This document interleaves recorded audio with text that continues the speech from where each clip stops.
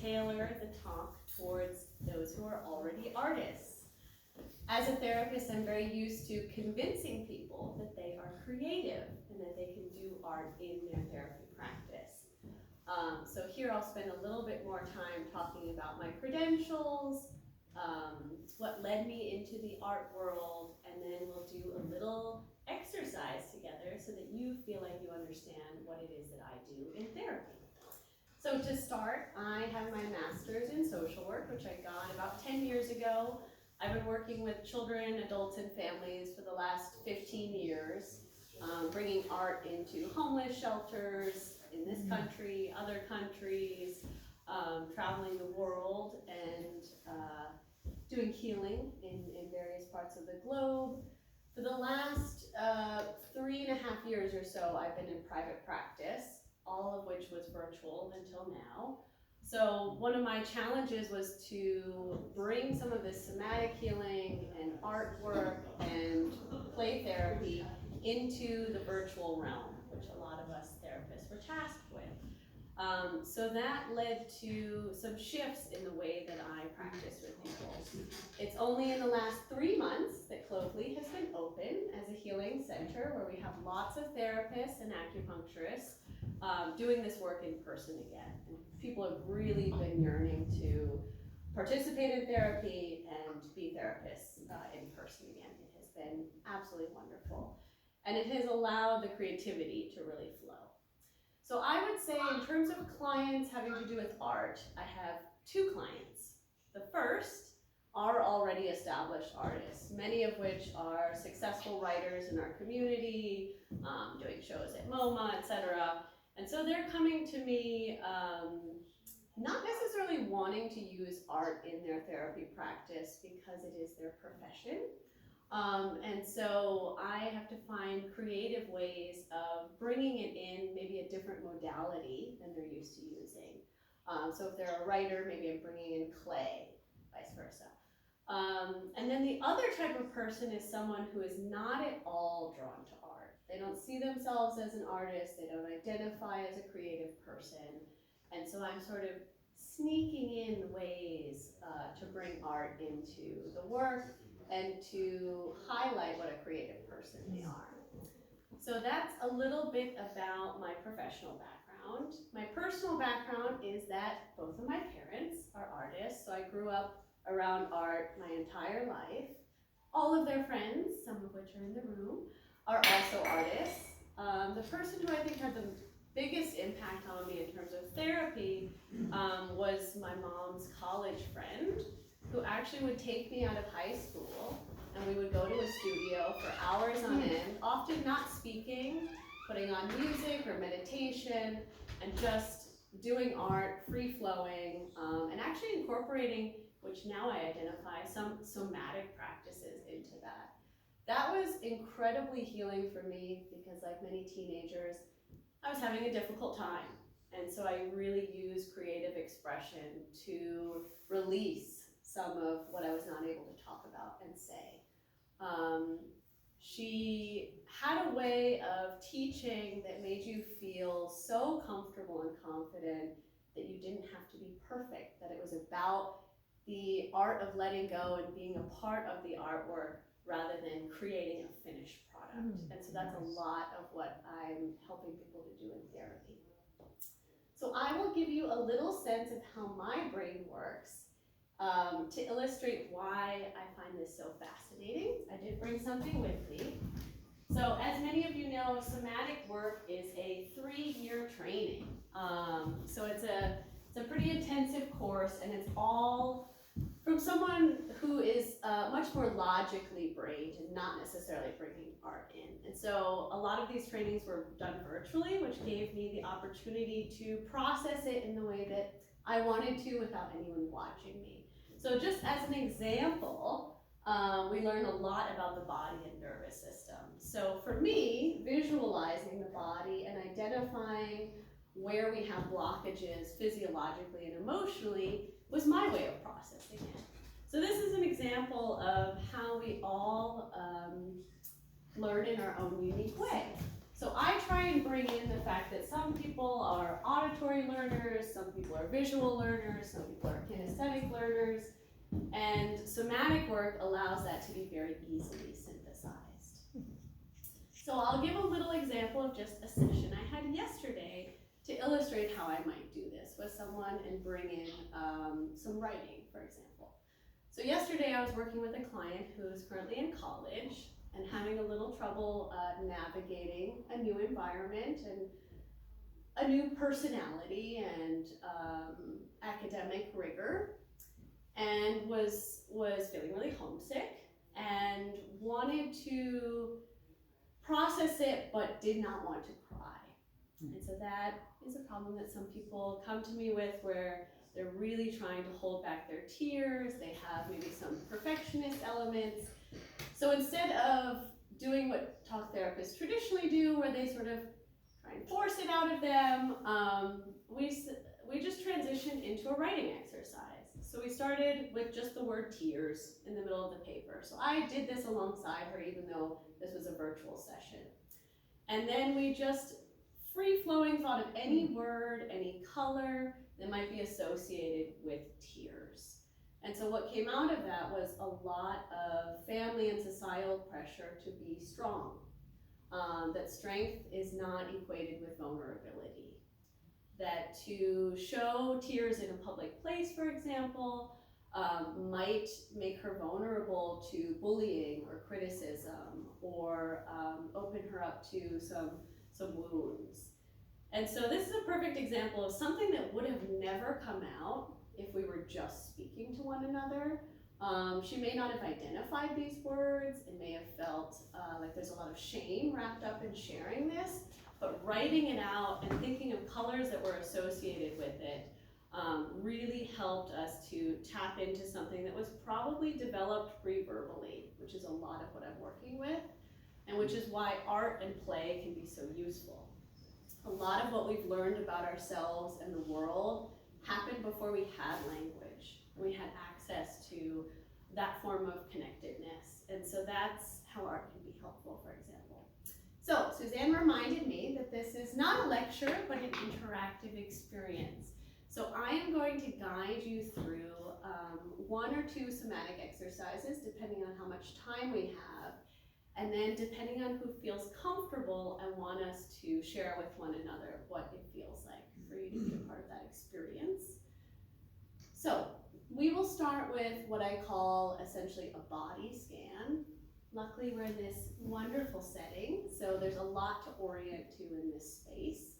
I will guide you through the body scan, and then we will do some orienting to the space. In the beginning, you may choose to close your eyes, depending on your comfort level. That is up to you. So we will start by just tuning into what's happening with the body. Starting from the crown, we're going to move through the body as if we're moving through chakras. So starting with your face, seeing if you can soften your eyes. This might be best facilitated by thinking of someone, or it can be an animal, that you feel really comfortable around. Seeing if you can picture a smile, or if you have a dog, your pet running towards you. And just seeing if you can notice any softness behind your eye.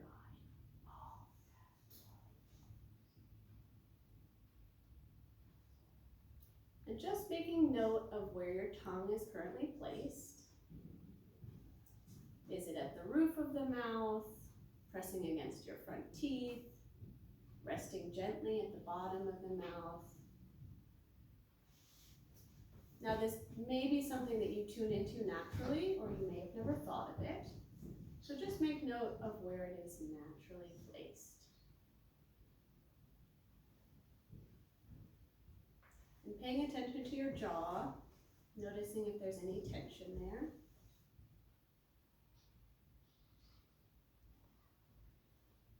Moving towards your throat chakra. Notice if it feels expanded, open, or if there's any constriction.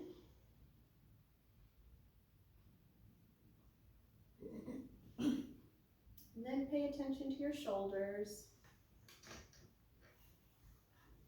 You're not looking to alter anything here, you're just observing.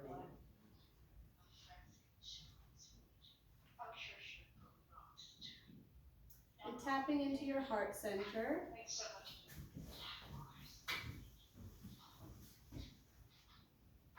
Seeing if you can feel any sense of warmth or expansion. If there's any color or texture that you notice, tapping into your heart.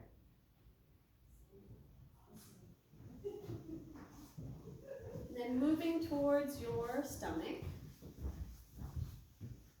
This is a place people identify as often very telling. Gives us a lot of information.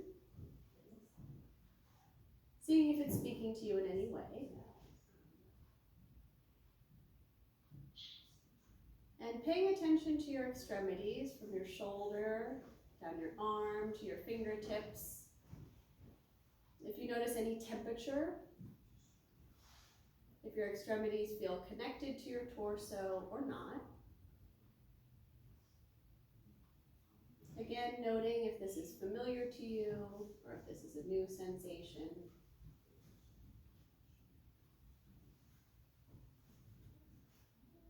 And moving down your hips, your legs, your ankles, all the way to your toes. Seeing what you notice.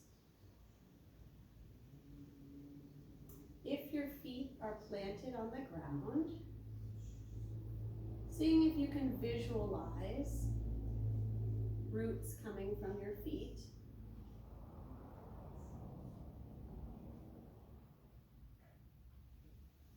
Feeling connected to the earth.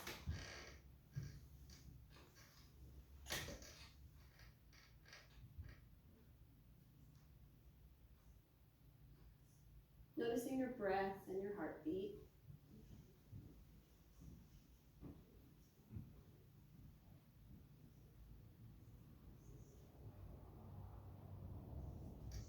I want you to see if you can tune into any sounds. You may have been noticing them the whole time, and maybe you're noticing new ones right now as I'm prompting you.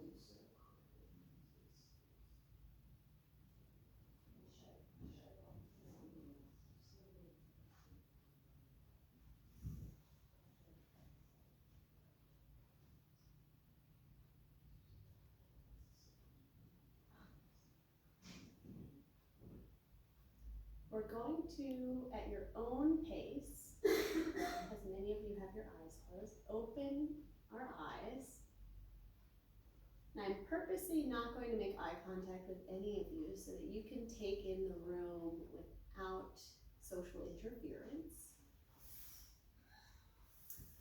Now, as you open your eyes and look around, it's very important that you move your neck and your head as well as your eyes.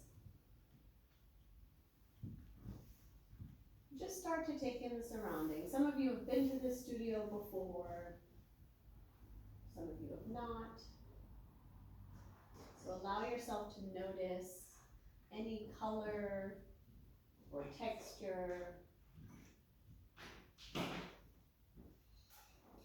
any movement of the trees outside.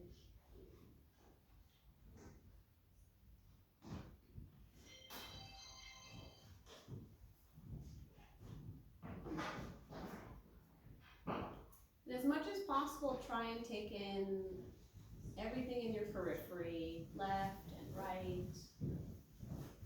Might want to even look up. Some of you have a skylight above you.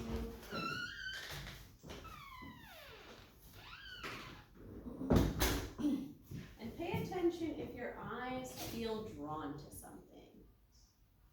It could be a shadow, could be a color.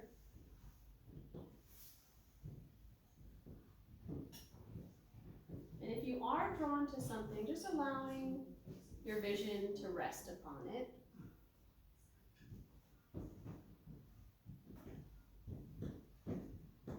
really noticing if you feel more presence, if anything has shifted in your heart rate since when you first came into this room. Just tracking any shifts. We're not actively asking our body to change, we're just observing.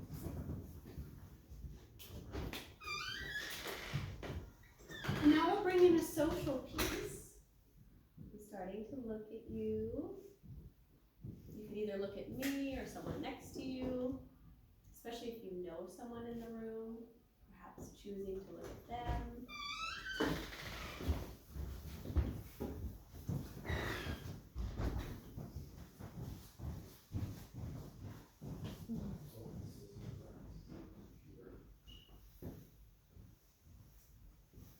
This is a moment where I wish there were children here, because children are so open in sharing what they observe in such moments, and it often gives us adults permission to be our full selves and access all of that.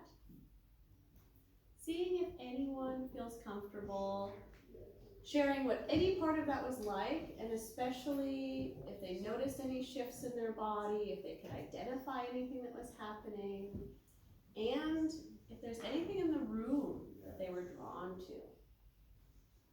It may have been new or surprising.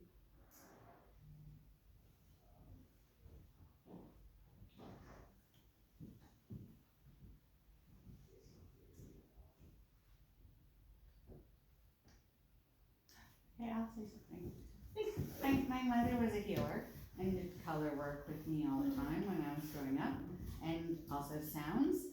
So it's been a really long time since I've gone through something like that, like going through the body and thinking about in that way. And so I grew up with that, but I also was very resistant as a kid because, you know, it was just like my mom. But it was like now, like having revisited it is really nice.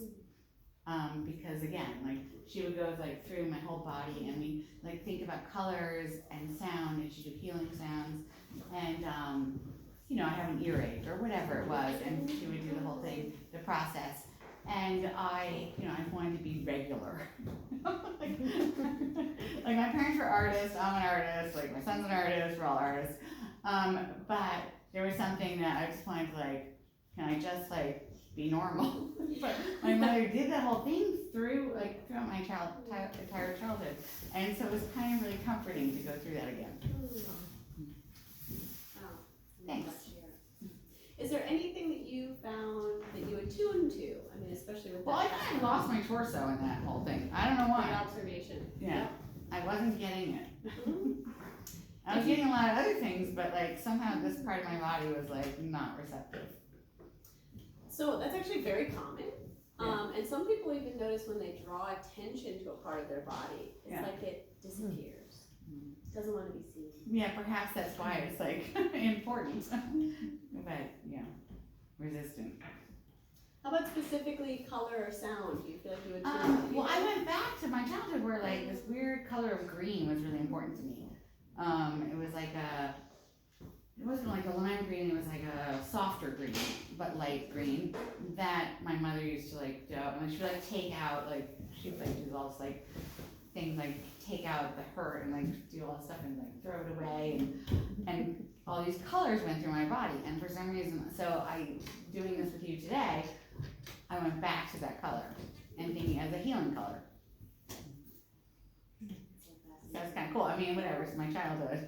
But again, I was like, a little bit. But it came in today, right now. Yeah, so that was cool. Thank you.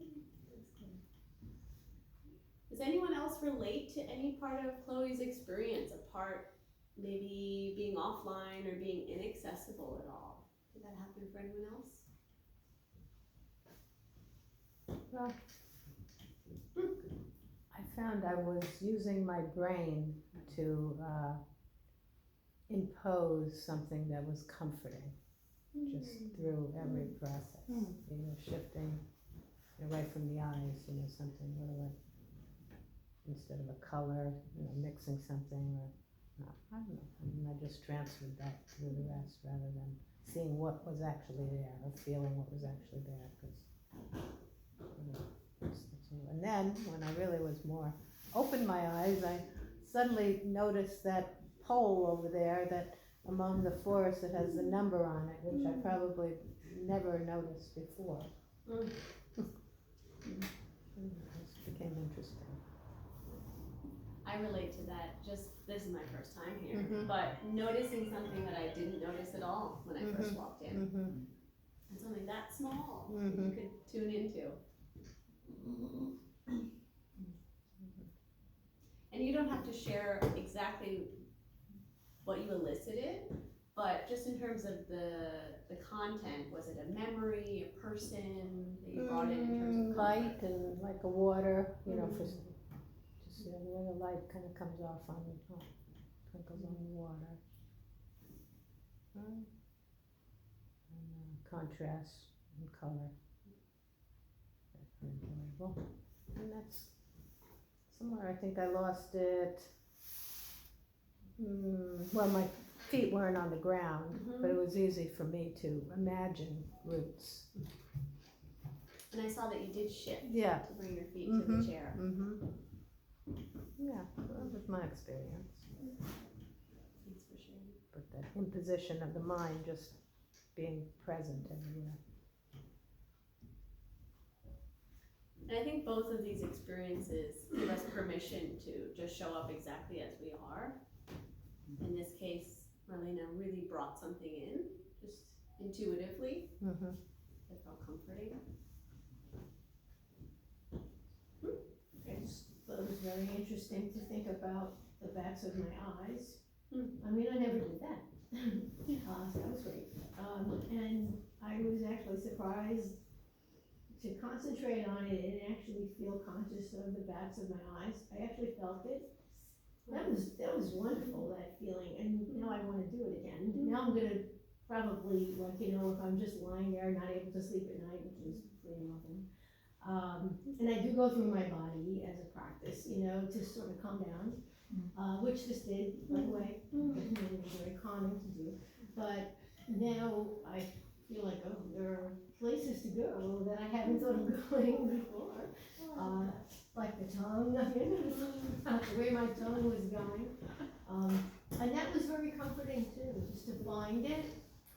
And then about the color, this was really interesting because, I responded to your coat right away, and your shirt also. I didn't say that before because now I see your shirt. But I always respond to blue, just love blue. It's just had all these associations, very religious and celestial and all of that.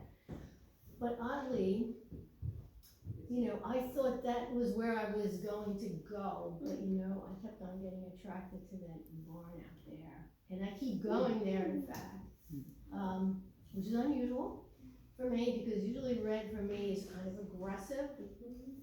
I don't usually get attracted to it. I think it's great when people wear it somehow, but if I see it in other contexts, usually I find it aggressive, but just the way the light is kind of resonating off it today, I just find it so beautiful and welcoming somehow, and even calming in a way. Like I've never experienced red like that. For some reason today I did. So I'll show you. That's such a good illustration of what we can find that feels new. You just made an association, red, aggressive. I think that's actually quite common in our society to make that association. And yet doing this body scan, bringing you into, you said it shifted into a bit of a calmer state. Definitely. And then you oriented towards the light on that barn. Yeah. Brought it in a new way. Yeah, the tongue placement people usually find very strange, but I almost guarantee that tomorrow and maybe days after, you'll be thinking, where's my tongue placed right now? Placed in the same place right now. Sorry. I don't know, is that just normal? I have no idea. Well, everyone does have sort of a typical orientation, and if we had more time, but essentially, if you consciously try and make a shift, it might elicit something for you. And what's great about all of this is, except for the eyes closed part, no one knows that you're doing any of it in a public place. Did anyone experience anything different orienting socially? making eye contact, looking at someone.